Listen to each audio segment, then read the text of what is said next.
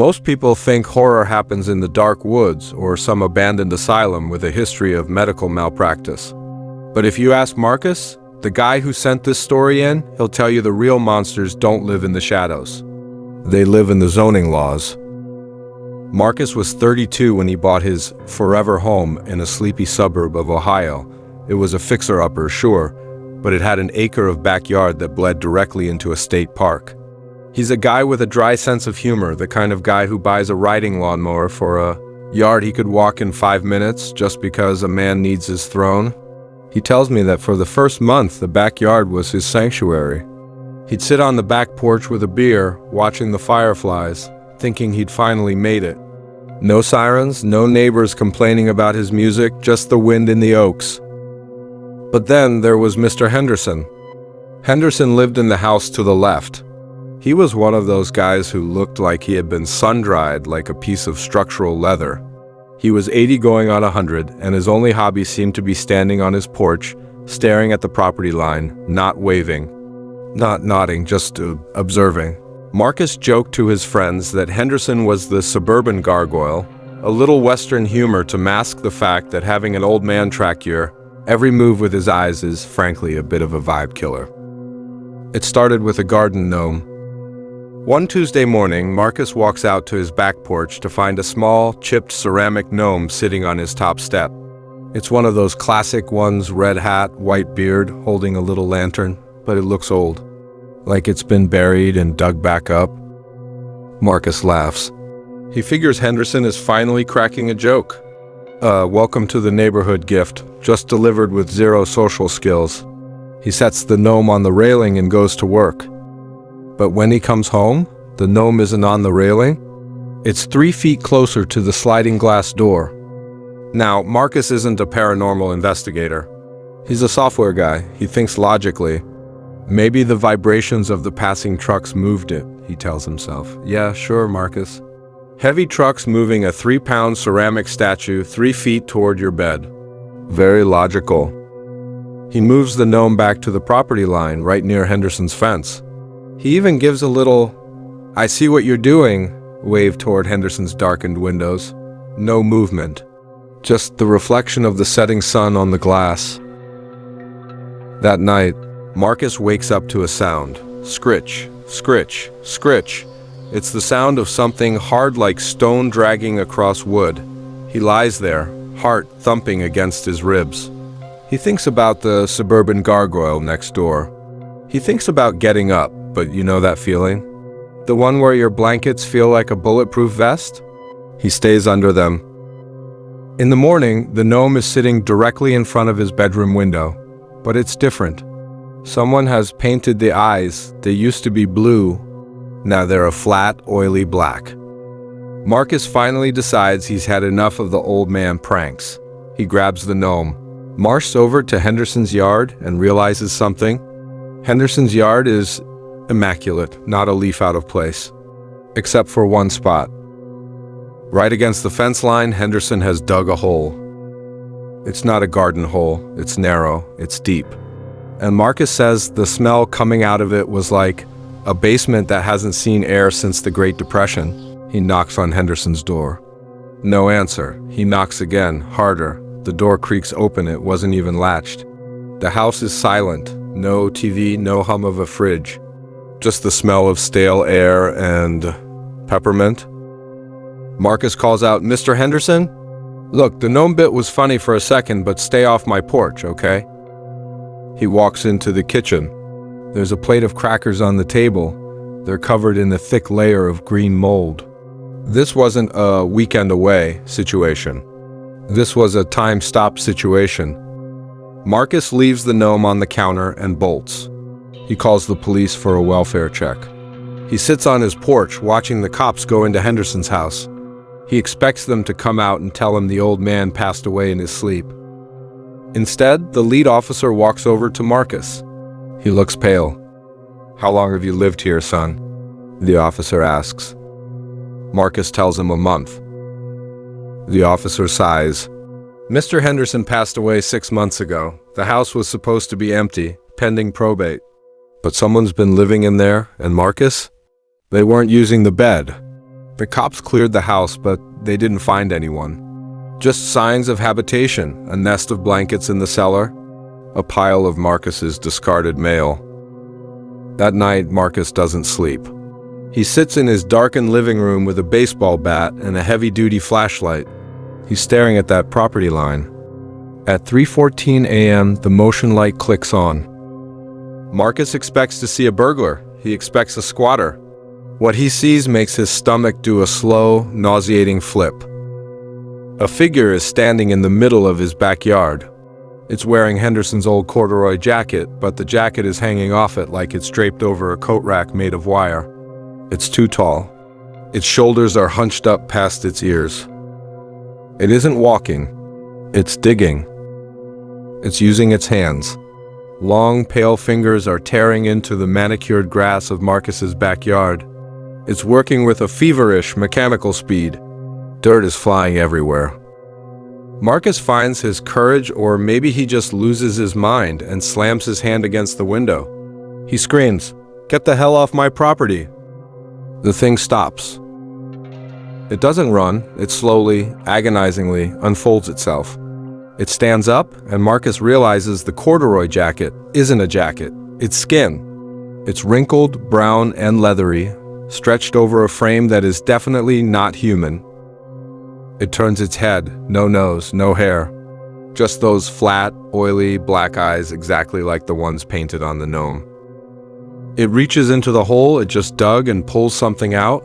It holds it up for Marcus to see. It's a jawbone. A human jawbone with a gold filling that Marcus recognizes from the one photo he saw of the real Mr. Henderson.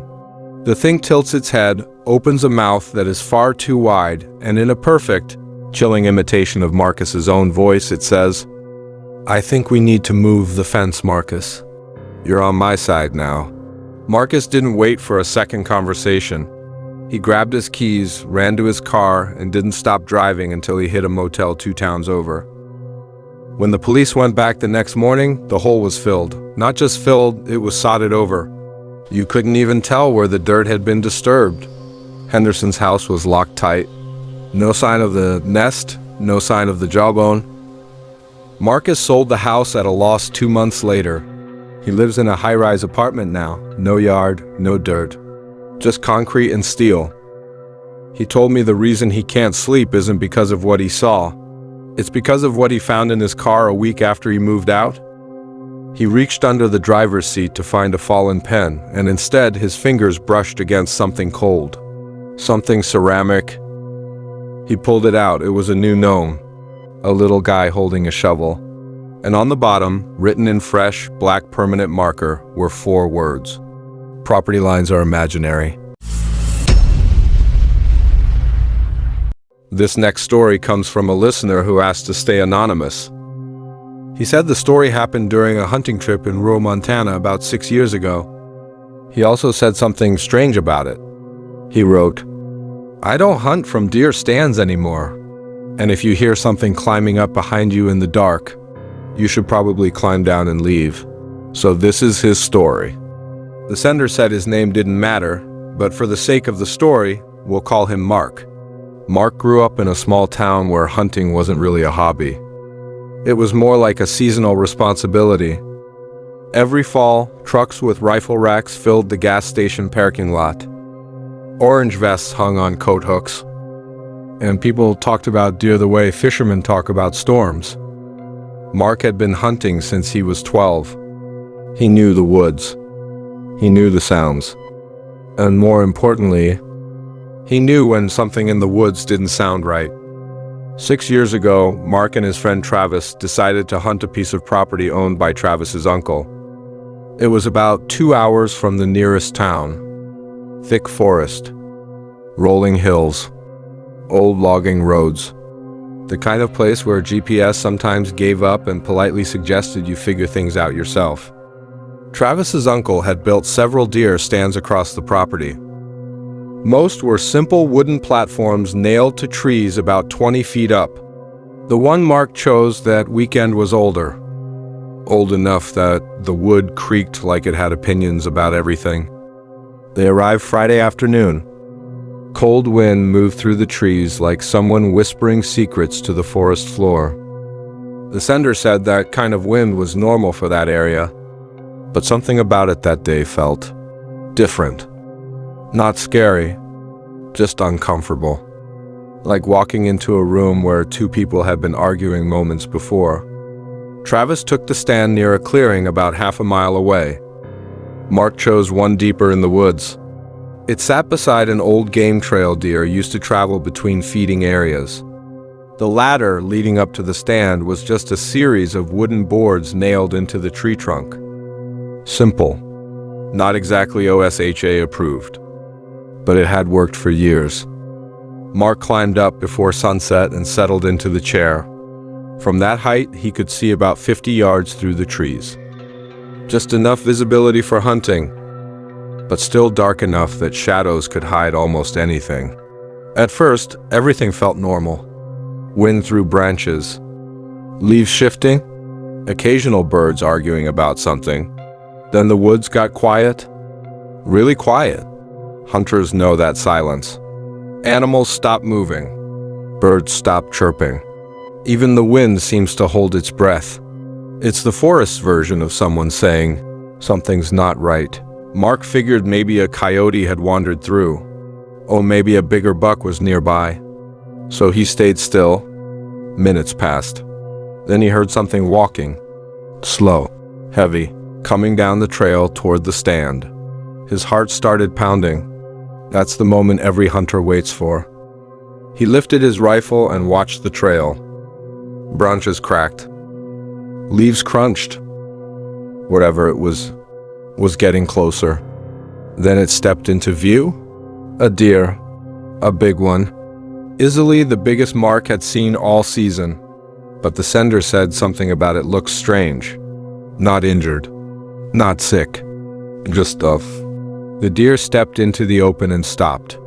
Then it slowly turned its head. Not toward the trail, not toward the wind, but directly toward Mark, 20 feet up in a tree, hidden in shadows. And somehow, the deer was looking straight at him. Mark froze. He hadn't moved, hadn't made a sound. Yet the deer just stood there.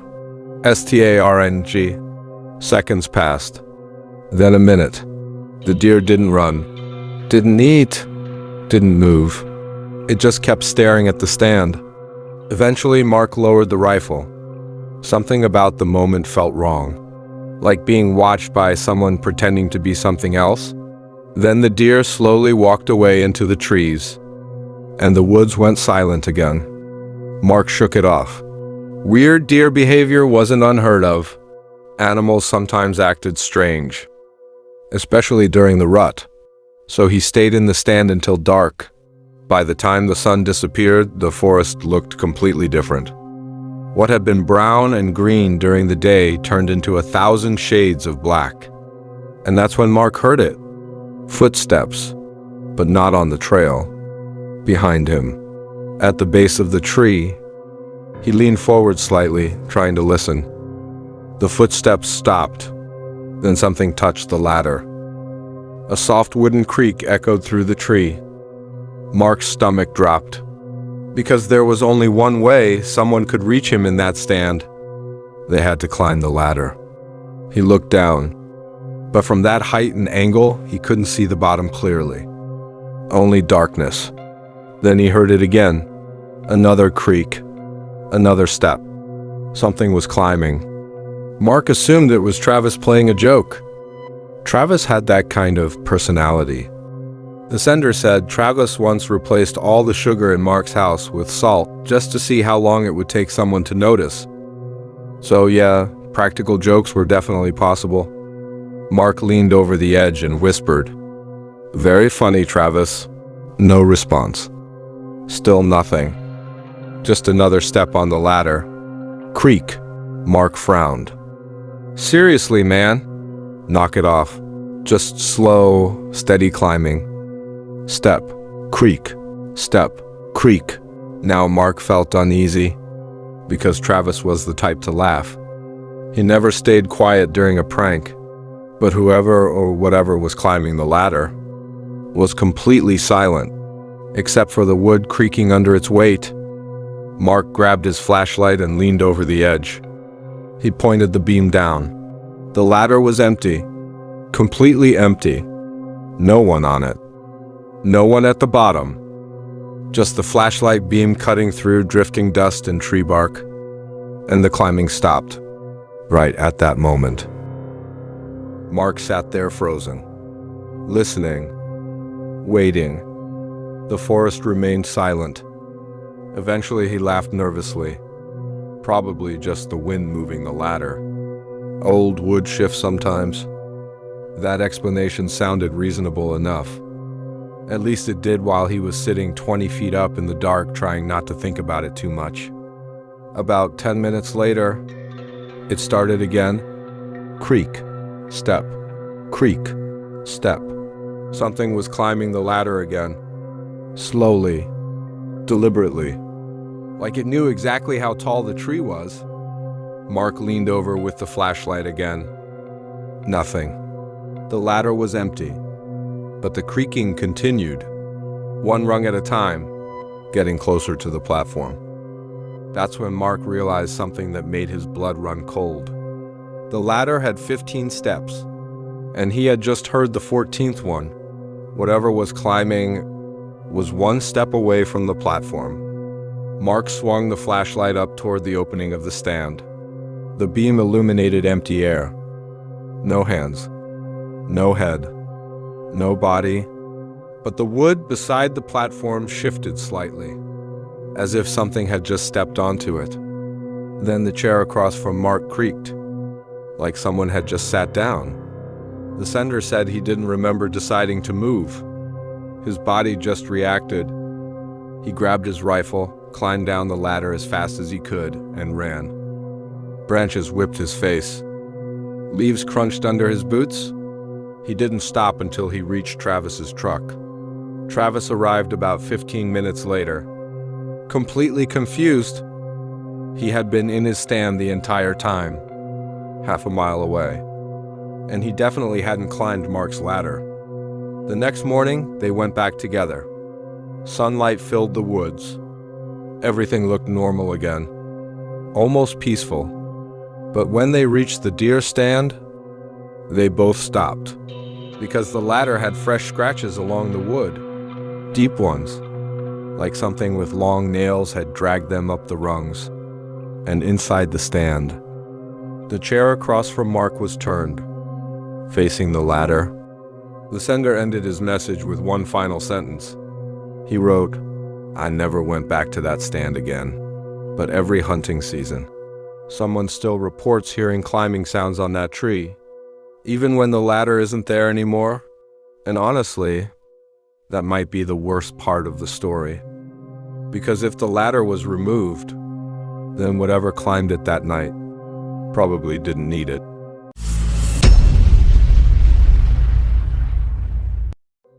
Our final story comes from a listener who asked to remain anonymous.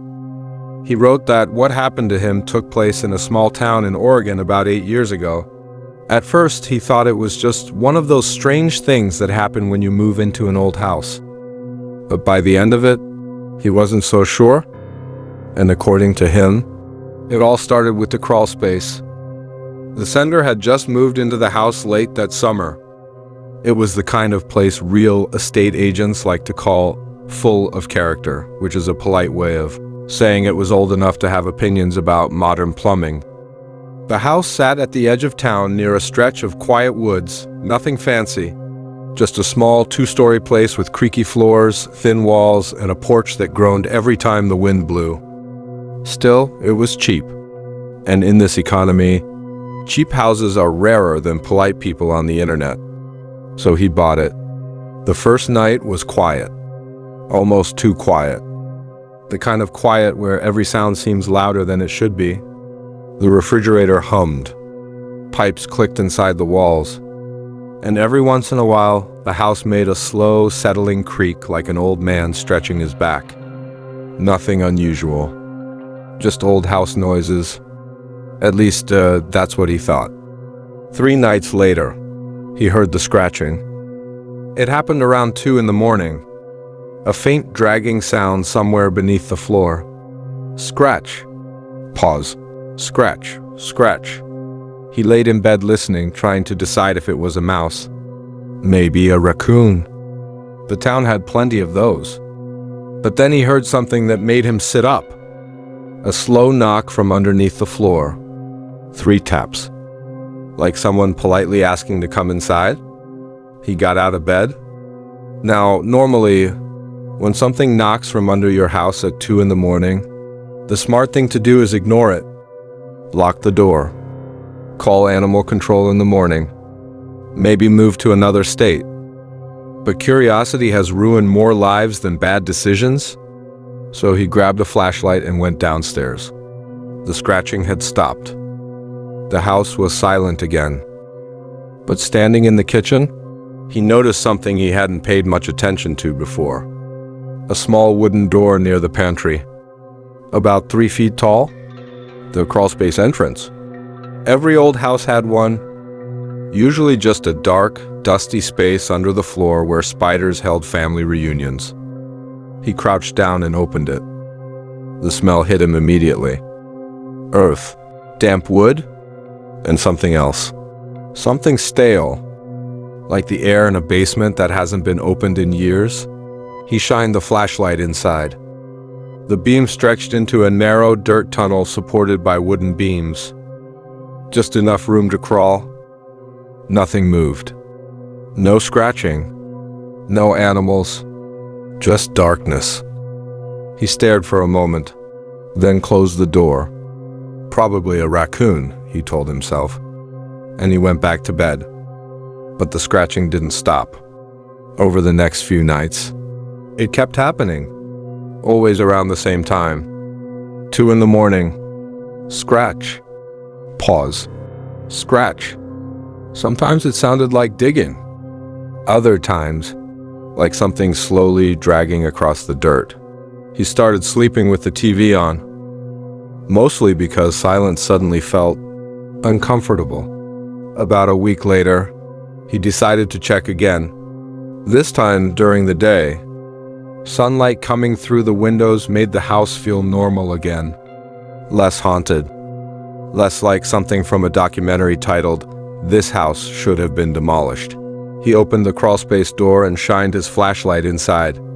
Still nothing. But as he leaned closer, he noticed something new. Marks in the dirt. Thin lines.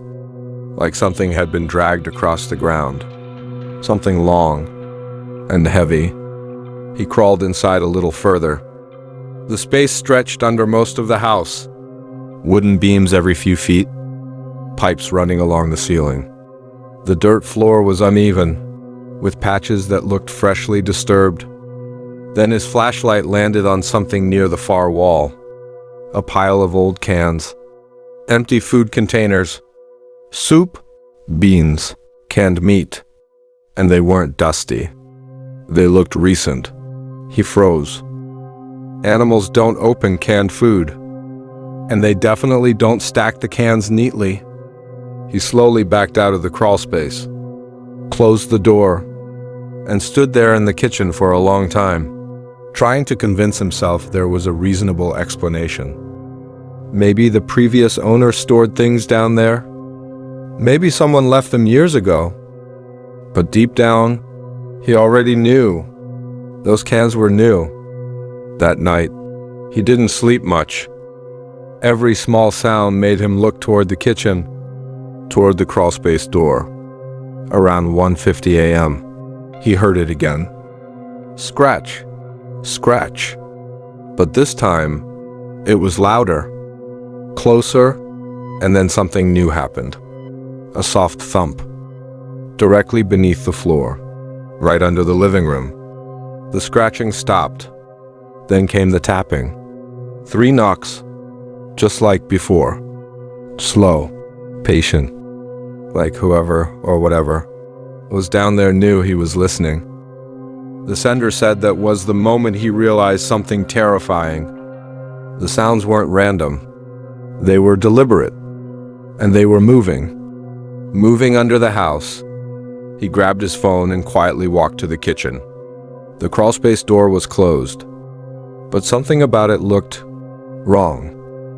It was slightly open, just an inch. He was absolutely certain he had closed it earlier. The house was silent. Then from the darkness behind the door, something shifted. A slow scraping movement, followed by a quiet breath. Not an animal breath, a human breath. He stepped back, heart pounding. And then, from inside the crawlspace, a voice whispered, "Hello?" The sender didn't answer. He just stared at the door, trying to process what he had just heard. Then the voice spoke again, calm, almost friendly. "Are you the new owner?" That's when he ran, straight outside, barefoot, phone in hand, and called the police. When officers arrived, they searched the house. Then they opened the crawlspace. Flashlights sweeping through the darkness. One of the officers crawled inside. A minute passed. Then two. Then he called for backup. The sender said the next part still gives him chills, because when the police came back out, they looked disturbed. Not surprised, not confused, disturbed. They had found a sleeping area, blankets, food, water bottles, a small flashlight. Someone had been living under the house for who knows how long. But the worst part wasn't that someone was living there. It was what they found near the entrance, a small wooden crate filled with photographs, pictures of the sender, taken through the windows while he was inside the house, cooking, watching TV, sleeping. The person under the house had been watching him every day, every night. The police searched the crawlspace again, but the person was gone. Somehow, during the chaos, they had slipped out, disappeared into the woods behind the house. They never caught whoever it was. No fingerprints, no name, nothing. Just the photographs and the empty crawlspace. The sender moved out 2 weeks later. He says he still checks under his bed sometimes before going to sleep. Not because he thinks someone's there, but because after that experience, it's hard to believe you're ever really alone in a house again. And he ended his message with one final line. Something he didn't mention to the police. Something he only realized the night before he moved out. The scratching sounds never came from the far end of the crawlspace. They always started directly under his bedroom. Like someone was listening, waiting, right beneath him. And if that story is true, then somewhere out there is a person who spent months living under someone's house, watching them, learning their routine, waiting for the right moment. So tonight, before you go to sleep, you might want to think about something. Most houses have attics. Some have basements. And older homes almost always have crawl spaces. Dark, quiet, hidden places beneath the floor. Places most people never check. And sometimes those places aren't empty. If you enjoyed tonight's story, remember to like, subscribe, and stay safe. Because the scariest horror stories are usually the ones that actually happened.